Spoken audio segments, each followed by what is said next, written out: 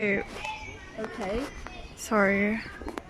Okay. No, we went offline for some reason. Yeah. Oh dear. I hope I didn't turn anything off. This is really Sorry, unexpected. Has this speaker come off? No, I think the speaker's still connected. Okay. You should be able to hear. Can everyone hear? Can everyone hear me? The bells have stopped chiming. Sorry, we had some internet problems. Oh my. Yes. Well, these small towns in Tuscany tend to be sort of yes. It's common to have difficulties of this type. Are we all back online? Can you all hear me? Okay. I think so. I'm going to start. Yeah. Right, so behind me you have this beautiful valley, this beautiful flat valley. You can see it's really agricultural, and not only has it been a grain basin for almost 2,500 years, it still is a grain basin today. Cortona is an Etruscan town. I've mentioned this before in some of the short frames that you've seen before at Travel Curious in the last few days. Cortona is 2,800 years old. That was the first settlement. And the Etruscans were the people who built Cortona. And I'd love to just talk about them for a couple of minutes, because they were a kind of population that got forgotten about, because everyone's heard about the Romans, but not many people have heard about the Etruscans. Traditionally, there were people who lived in 12 cities, and these 12 cities were all in central Italy. So Tuscany, all the way down to Rome, and all the way up to Florence. And then they spilled over a little bit around the edges. They were a trading people, and they made their wealth, let's say, not money, because they didn't have coins at the time, trading one of the biggest raw materials they had around here, and that was iron ore. So if you look at the view, you can see there's two hills. The bigger hill, which is slightly behind this tree, is where the iron ore was mined, along with things like gold and copper and tin. And they were able to send particularly iron ore all over the Mediterranean, because in the BC world, the centre of their world was the Mediterranean Sea. It's also a bit windy here, by the way, so forgive me, you can't deal with the wind. The Mediterranean Sea had three superpowers: the Etruscans, the Greeks and the Phoenicians, who then became the Carthaginians, and that'll tie in with the story I'll tell you later about Hannibal. So they were very busy working in the Mediterranean, and this valley here became a big sort of granary, because the Etruscans were the first people to drain it. Originally it was a malaria-ridden marsh. Clelia says hi. Hi. And the marsh was drained by the Etruscans. Just think that about 500 BC, so 2,500 years ago, the people in this town were out there digging canals and redirecting all this water into their local river, which was called the Chiana. We still have the Chiana River, but it's much reduced to what it was at that time. And this valley had no gradient, so the water stagnated here. And we don't know much about Etruscan myths, but one myth tells us that the mighty king Lars Porsena was able to defeat a big dragon, a big monster, and we think the monster was malaria, because with the draining of this valley, he made it arable, and of course people were able to live closer to the valley, or indeed on the valley, and practice agriculture. Actually, what happened after the end of the Roman Empire is it fell back into being a marsh again, and during that very early medieval period, it was malaria-ridden again, and people were sick and died, and it took really up until 300 years ago for the marsh to be redrained and put back into action. Even Leonardo da Vinci had made maps, and actually the Queen of England owns them, and maps of this valley and the rivers that flowed into this valley, and he started thinking about how he could drain it. But Leonardo had an amazing mind and had many ideas. Nothing happened while he was around, and it took a couple hundred years after his death to get organised about this valley. So it has a very particular story. And of course in the winter months it gets very damp and very misty, and that's important for the next story, because it's all about mist and hiding. You know, sometimes it rains in spring and autumn, and in winter it's very dry. So the mist is, you know, rises up every morning, and you feel like you're on top of the world. It's like looking out onto the sea. Right. Well, with this as a kind of background to my story, I'm going to tell you the story. We've been asked to show the valley just quickly. Yes, we're going to do a little zoom around the valley. It's a huge, big, flat valley called the Val di Chiana, and the Chiana River was the principal river. Now it's very small. Around each of these fields there are ditches that are part of, let's say, the more modern drainage system. But every time you have big rains, you see there's, you know, water. You look across the valley and you see, you know, huge sprays of water. One other thing I'd like to say that's kind of quite funny, it's a sort of last laugh, was the Etruscans drained this valley and they sent the water down towards the Tiber and then on to Rome. And so basically the Etruscans flooded Rome every now and then.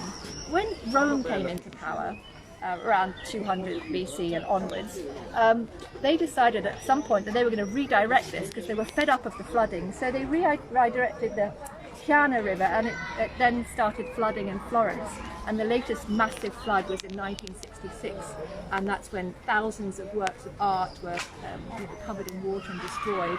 And it's taken decades, and we still haven't finished restoring the damage from 1966, just to give you an idea. So it has a history that has affected everyone. Now, Hannibal. The one important story about the historical event that took place in this valley happened at this lake over here. Do you see that lake in the view? That is the lake, it's actually in Umbria, because we're in southern Tuscany, we're looking at Umbria. It's called Lake Trasimeno, and this is where one of the biggest Roman defeats happened, and it's the story of Hannibal. Now, Hannibal was the son of a Carthaginian general. When I say Carthaginian, I mean Carthage is modern-day Tunisia. The Carthaginians were big traders. They had originally come from the eastern Mediterranean, and they were actually sort of a Phoenician base. That's another people. But because these Phoenicians traded, they ended up making a trading port in Carthage, and then they became the Carthaginians. They had already had beef with the Romans because there had been a first Punic War, is what it was called, and Carthage had lost. And Hannibal's father was involved with this. So when Hannibal was born, sorry? Speak louder. I'll speak louder, okay. So when Hannibal was born, he grew up with this father who was already had a big chip on his shoulder. And Hannibal was apparently made to swear by his father that he would avenge this defeat. So he started off very early on in a military career, and by the age of 26 he was already a general. He was living in southern Spain, and his first, he decided then and there that he would start collecting troops and amass a huge number of troops that he could bring into Italy and take the Romans by surprise. Actually, he did. He took them by surprise. Even though he knew he was coming, he still managed to surprise them. And apparently he left Spain with about 100,000 troops. He started off by crossing the famous Ebro River, and that was like a sign for the Romans that the battle was on. And that's let's say in southern Spain over towards the French border. And then he made his way with this huge army, famous for bringing elephants. He had 37 elephants with him. They were the military war machines. I mean, they were like tanks. You could send them stampeding across enemy lines. I think the reception, people are saying that the microphone is not working, or that there's bad reception. Alright. And there's also like people in the background, so just keep that in mind. Now there's a motorcycle as well. Sorry. Can you hear me? Can you hear me better? Anyway, I'll just carry on with the story now. Yeah. Well, I don't know if we can move.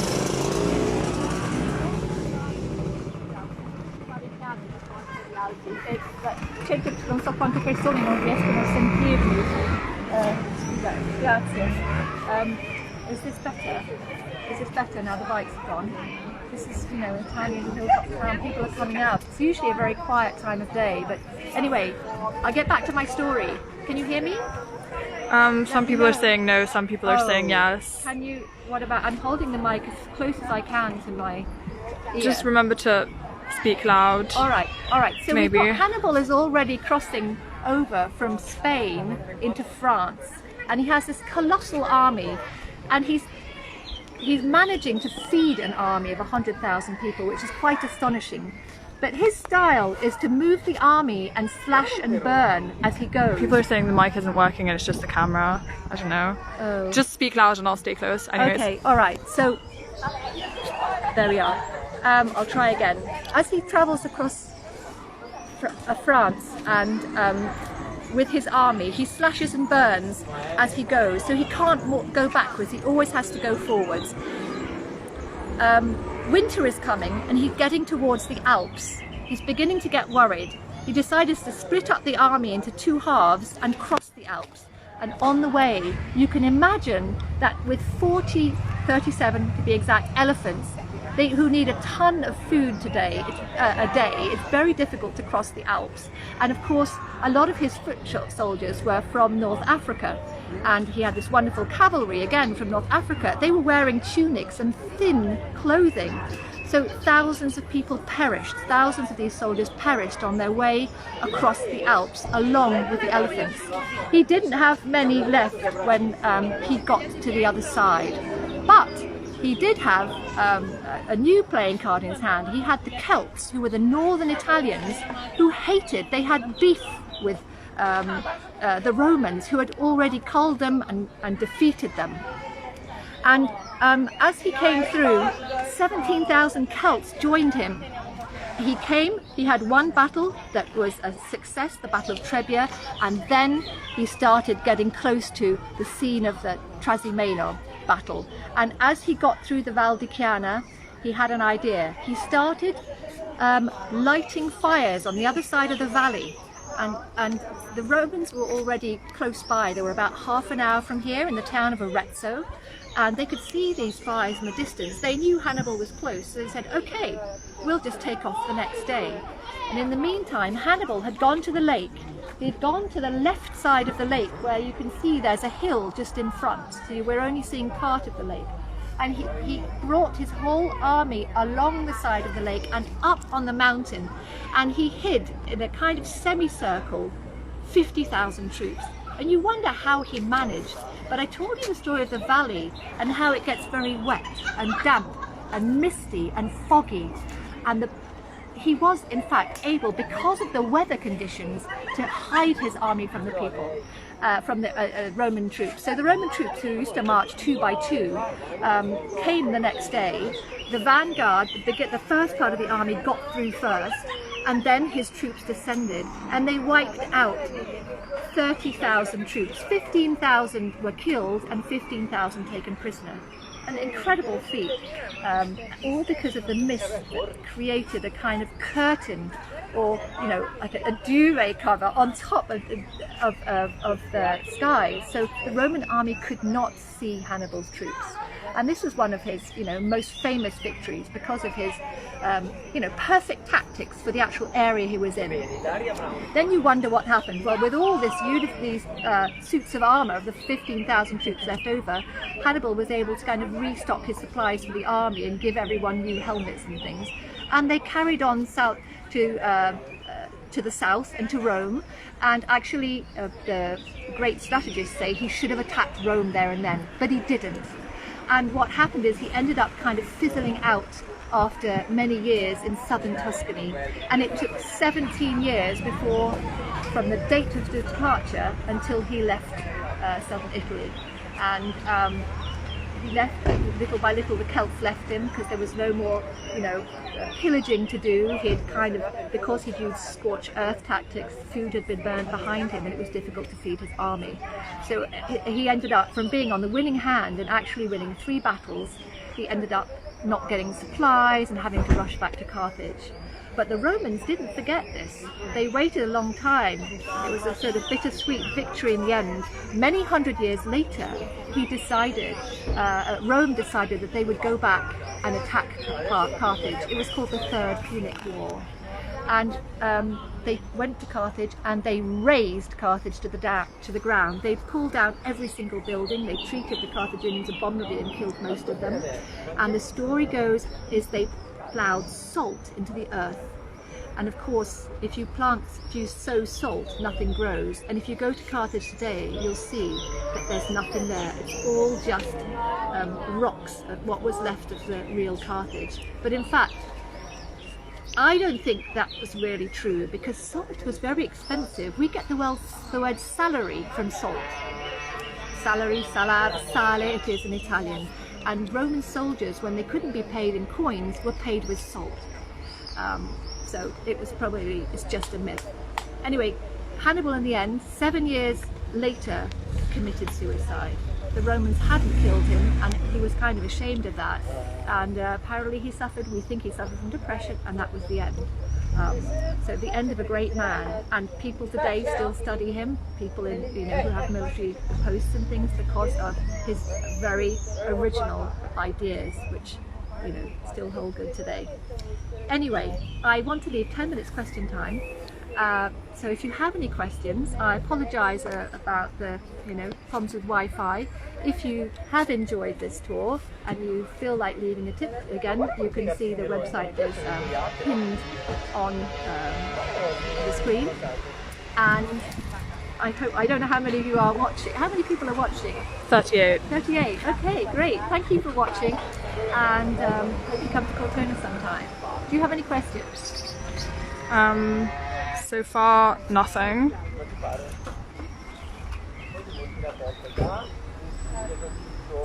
Okay, all right. Well, enjoy.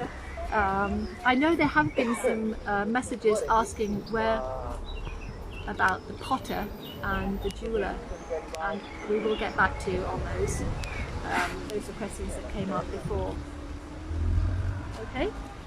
Any questions? Any more questions? I'll wait a tiny bit just in case there are. That would be great. Okay, Navi Bambra, sorry, asked if you could send some wine. I'm sorry, I'm afraid not. Well, you can. There are actually a couple of very nice wine shops in Cortona, and you can probably buy a wine. Okay, we're getting some questions now. So, where is Carthage? Carthage is modern day Tunisia. If you look at the map of the Mediterranean, Tunisia kind of comes up very close to Sicily. Italy's a boot, and then there's Sicily, which is kind of a triangular shape, and then very close to Sicily you get the North African coast, and Carthage is right on that pinnacle, very close to Sicily. Okay, what's the best way to get here? Well, if you come to visit Cortona, the best way to get here is to fly to Perugia. If not Perugia, which is in Umbria, Florence. There's very good flights to Florence, and if not Florence, Pisa, and Pisa's a little bit further away, and even further away would be Bologna and Rome. But I would say the closest places are Perugia and Florence. And what's the best time to visit Cortona? Cortona's lovely in springtime, May, and also September, October. It can be very hot in August. If you want the kind of holiday that's sitting by a pool and not doing much and having nightlife, then August is great. July can be pretty warm as well, but June and July, May, June, July. Okay, so then we have. Can we do a 360 of the view? And Amir wants us to walk through the streets a bit. Okay. So we'll do a 360 very quickly.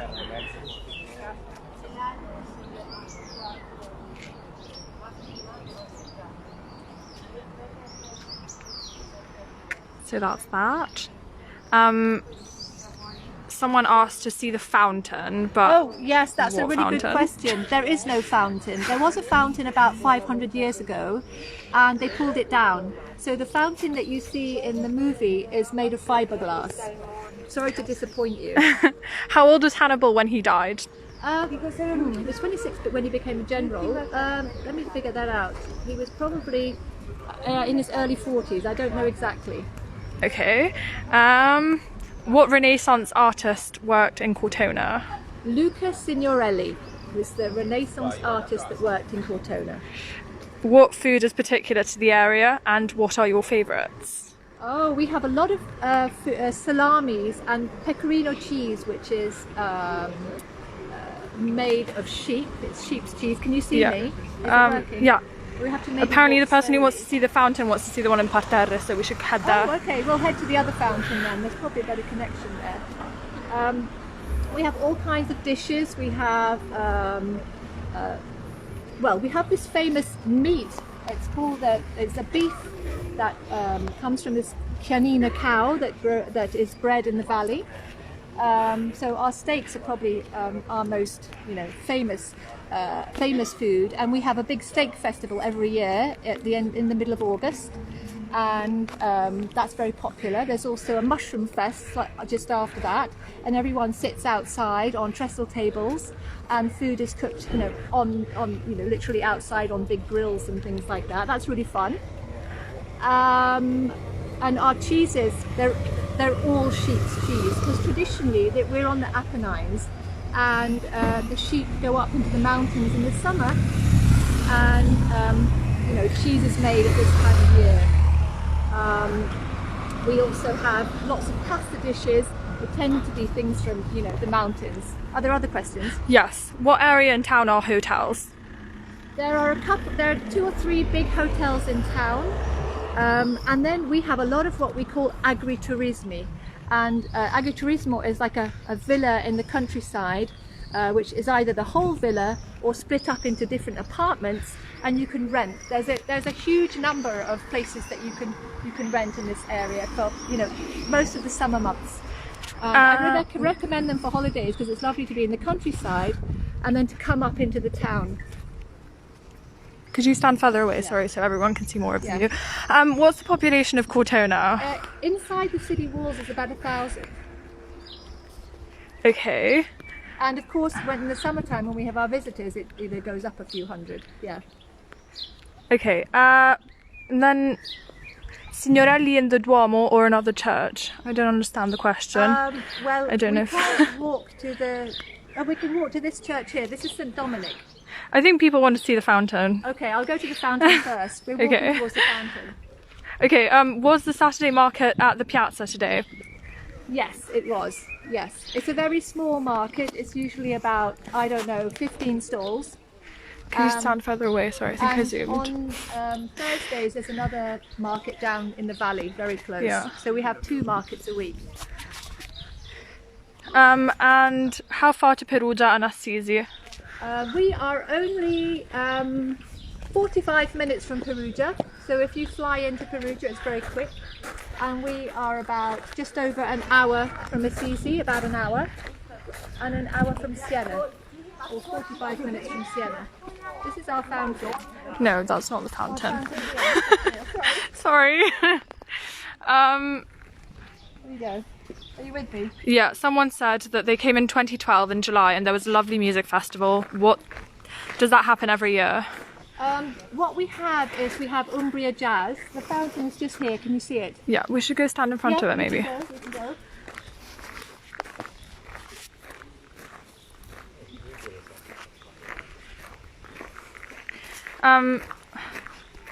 Sorry, what about the music festival? Yes, the music festival. So Umbria Jazz is, there's been different music festivals over the years, but Umbria Jazz is in July, and sometimes we have some of their concerts in Cortona as well. In August we have another music festival, but this year it's not going to happen. And there used to be a Tuscan Sun Festival that we haven't had now for 5 or 6 years. And the last 5-6 years we've had this festival called Mix Festival, where we have had at least a couple of famous guests. We've had Jethro Tull one year, and sometimes just actors and singers, and Sophie Loren came one year, and Sting came one year, so it sort of depends. And people, how Stan said, is tourism showing signs of slowdown so far due to COVID? Definitely. We're very slow at the moment, and it's very difficult for a lot of our shopkeepers because they've had to obviously keep paying rent for their stores. And I talked to the mayor yesterday, and he said he's really pushing them to open they're sort of, because also all the cleanliness laws and things and are quite strict, and they have tiny shops, so only one person can come in at a time now with the new laws. Yeah. So it's very tricky. But you know, people are working on it. And I also wanted to say that you notice that some people have masks and some people don't have masks. You don't need to wear a mask in open spaces. I forgot to say that at the beginning. So Amir wants you to tell us about the olive oil, but also people are asking, is Italy open now for travel, just from the EU? And also about the Archidado, All right, and if they had it this year. Italy is open for travel. It's just your countries that have have your own travel laws, but you can always come to Italy. They've literally opened it. We have very good COVID scores at the moment, and just to tell you that there was only one person who passed away in our county, so we basically didn't have it at all. So as far as that's concerned, everything's easing up, and people are still wearing masks even though it's not necessary. But you can see all these children and people here that, you know, no one's, they just have them with them just in case they want to go to the bar for coffee or something. What else? Did the Archidado happen this year? The Archidado hasn't happened this year. Maybe explain what it is for everyone who doesn't know. The Archidado is a medieval reenactment, and it's one of the it talks about something that happened in the 1300s, it's a wedding, and we still have the shopping list. We still know exactly what the wedding gifts were way back at that time, and so the Archidado reenacts the wedding, and we have flag throwers, and people, you know, give these sumptuous gifts again, and we pray to St. Margaret, who's our patron saint, and at the end there is a crossbow festival, a competition, and whoever wins, there are different neighbourhoods in town that play against each other, and whoever wins gets the golden arrow. Yes. Do you want to walk towards, there's another very beautiful view over there, and then you can tell us about the wonderful olive oil you make. Oh, that's an extra. Yes, I'm an organic farmer, and I make extra virgin organic olive oil, and that happens in September, so perhaps October, I should say, end of October. So perhaps in October you might join me for an olive oil tour. That would be fun. Now we've just pruned the olives, and the olives need to grow. They flowered, they finished flowering, and now the olives on the trees are about, you know, 1 or 2 millimeters in size, and so we have to wait for them to grow. We've had a lot of rain lately, which has been very helpful, and they will continue to grow until we pick them in October. It's usually probably by the time we get pressing, it'll be mid-October, from the 15th of October till sort of the 10th of November. Olive trees here are very much part of the landscape. The valley I've showed you before is all arable land for grain, but the mountainsides are covered with olive trees, and they've been here for hundreds of years. And even though in Spain we have big plantations of olive trees that just goes on from, you know, kilometers and kilometers, these trees we have here have been around for a long time, and we haven't renewed them, so they're just beautiful to look at. Some of them are hundreds of years old. Yeah, and of course our olive oil is absolutely delicious. Everybody says that their oil is the best, by the way, sorry. But yours is the best. Of course. Always Cicciolina says, I have plane tickets to go in October. I was going to Cortona for the 4th time and stay 2 weeks, but I may cancel due to damn COVID. I think that by October you shouldn't cancel. I think it's a good idea. I think it'd be fine. It just gets better every day. And we're hopeful that by September, I mean, already we have visitors coming from France and from Germany, you know, as I speak, because now Europe has organised all these sort of corridors which countries can visit other countries, and even though Italy has said anyone can come, not everybody wanted Italians, but now it's you know, as we come into July, it's more and more open for people being able to leave their countries. So I think by October, unless, you know, something terrible happens, I think it'll only be better. Jenny Lamb 28 said they would love to go on an olive oil tour. And then you've been asked if you hand-pick the olives or use a tree shaker. Oh, I pick my olives by hand.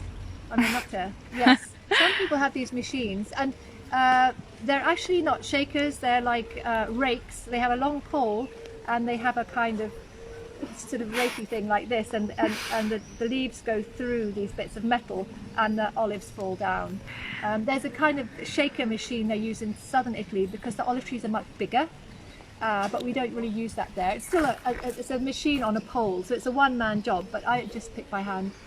Yeah, in fact, Emma Price Thomas says she has picked olives and it was a wonderful experience. Oh, good. Glad you enjoyed it, Emma. And then you've been asked if you press the oil yourself. Well, it's very difficult and expensive to have all the equipment, and you only use it once a year, so it's not worth having all this equipment just to use it for 2 weeks or so. So we have communal mills, they're very large, and you get a time slot, and you take your olives in and you get your olive oil, you watch it go through, so you know it's your oil. And when you know how the machines work, it's very easy. And of course, yeah, the trick is picking the olives and not waiting too long. So you shouldn't wait more than 2 or 3 days before you pick. Yeah. Before you press, I should say, after picking. Yeah.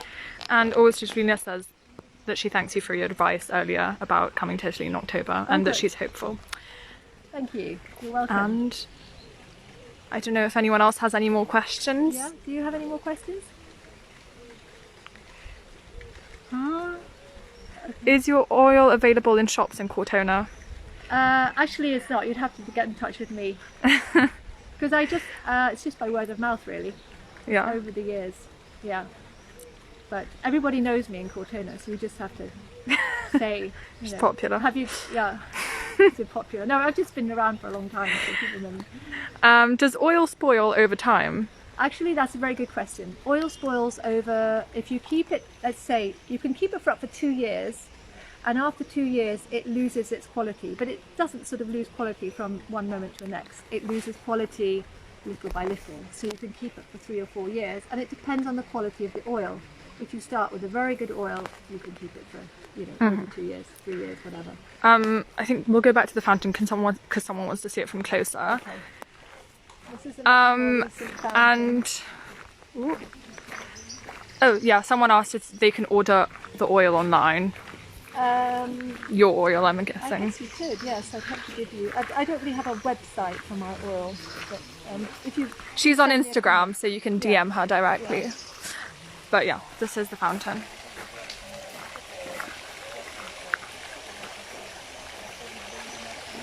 Looking rather beautiful. These beautiful dolphins and angels. This is a kind of park, it's called the parterre, and it was actually made by Napoleon's troops, because about 200 years ago Napoleon's troops came to Italy. I mean, I'm talking about the French leader Napoleon, and he cut down a piece of the city wall and made this promenade. So it's these are called holm oaks, H-O-L-M, and it's a kind of really is a promenade, and it goes on for about a couple of kilometers or so, and the local people use it as their constitutional, it's their healthy walk they do every day. People of all ages walk along here, enjoy the view, and then walk back again. So it's a sort of, it's their park, and you can actually do a big loop. It takes 2 hours, so if you're really into it, you can do a really big trek, as it were. Bim says, so good to be on this tour with you. Always Julia says that they'll buy your olive oil when they go. Oh, Lucy Wood says, such a foundation of information and told in such a captivating way. thank you very much. And what is her Instagram account name? It's Louise_Maciejewski. But if you... Yeah, Louise_Maciejewski. And Maciejewski is Maciejewski.